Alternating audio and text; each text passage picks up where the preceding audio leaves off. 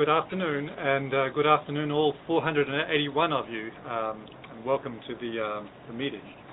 Okay, so what we're going to do is just give a short presentation and then go over some of the FAQs and then start taking questions. Remember, please send down the bottom right-hand side of your screen, you'll see the mailbox is BD2K Center RFA at mail.nih.gov, and you can also send it right to the chat.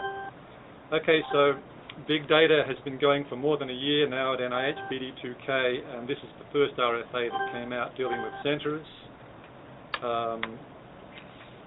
This is the applicant webinar. We want to remind you that there's a gateway portal, bd2k.nih.gov.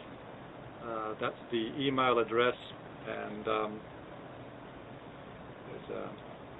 so at the beginning, early last year, Dr. Collins had the data, it's called the DIWG Data Informatics Working Group, which was advisory to the Council, and this working group recommended a number of things which ultimately led to BD2K. So the realization of that working group was that we're capable now of producing large amounts of data, but we're not necessarily capable of NIH using it. And so the idea at NIH was we need a sea change. It's got to be fairly wide sea change, and dealing not only just with managing data, but analysis and the management of the programs at NIH. Next slide. Okay, some of the main, just a minute, I'm going to just hold it for a sec. Jack, can folks see the slides? Yeah, they can see the slides. Okay, good, thanks. It's just local. Yeah, not a problem.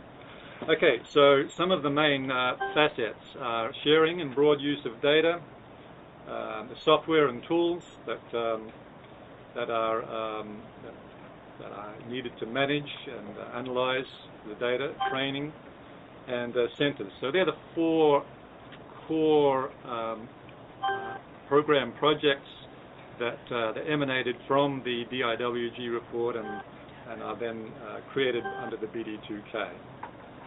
So, and what we're talking about today is the fourth bullet there, the centers. So going down through a number of key facets, there's a focus on research, near and long-term needs, address big data science challenges, develop and distribute products. In some sense, the products of this FOA are approaches, methods, software, and tools. And we want to include, open the door for a wide variety of multidisciplinary individuals who can work on this. What kind of data types are involved?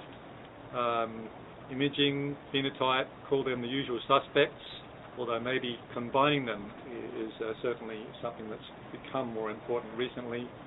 But also data that's generated for other purposes, e.g. social media, mobile, is becoming important now.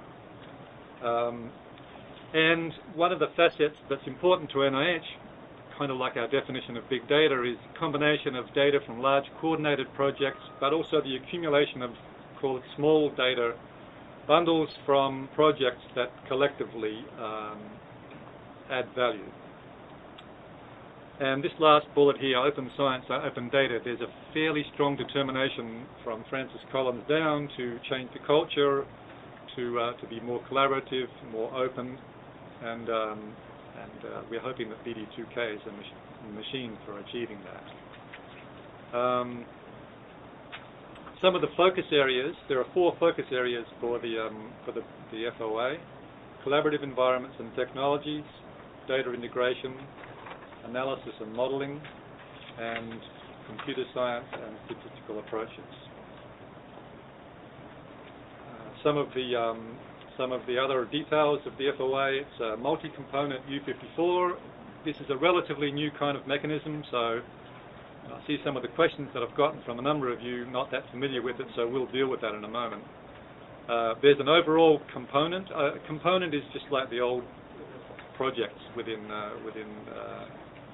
large center graph. So There's overall, which is like a gestalt overall, an introduction to the program. Then there's the data science research, which is the main body of the research. There's a training component. There's an administration, and then there's a centre consortium activities. Okay, so first kind of FAQ-ish kind of thing. No work necessarily gets described by the overall that gets performed under the overall. It's more or less describing the whole project. So you've got a org chart, you've got a sort of a philosophy, a statement about what's going on. But actual work, actual people get done in the data science research, training, administration, and the consortium activities.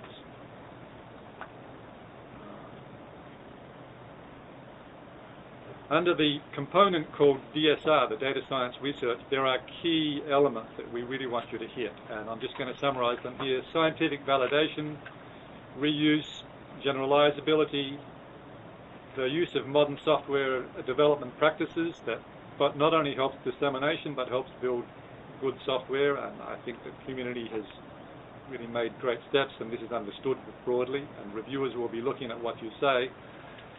User feedback on tool development, self-evaluation, and lastly, participation in standards efforts. It's a cooperative agreement, which means NIH staff are more substantially involved than usual. This round upcoming is $24 million, which is going to be about 6 to 8 awards, $2 million DC per year for 4 years. The important dates are letters of intent coming up in October 20th, receipt November 20th, review next spring, and council May, followed by awards in the early summer.